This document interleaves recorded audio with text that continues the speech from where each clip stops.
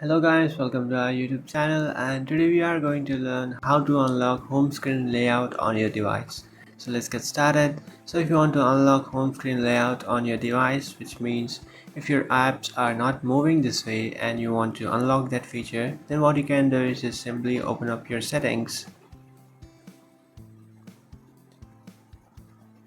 After opening up your settings, now what you can do is just scroll down, and here you can find this option which is lock screen and wallpaper. So just tap on it.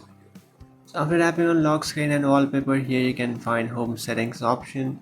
You just have to tap on home settings, and after tapping on home settings you will find an option which is lock layout. So here you can find this option which is lock layout, and so if it's turned off, what you can do is just turn it on, and after enabling this option you will access that feature.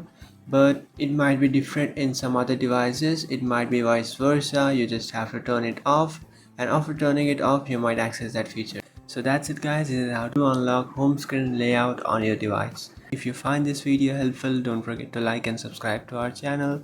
If you have any doubts, feel free to comment below. Thanks for watching.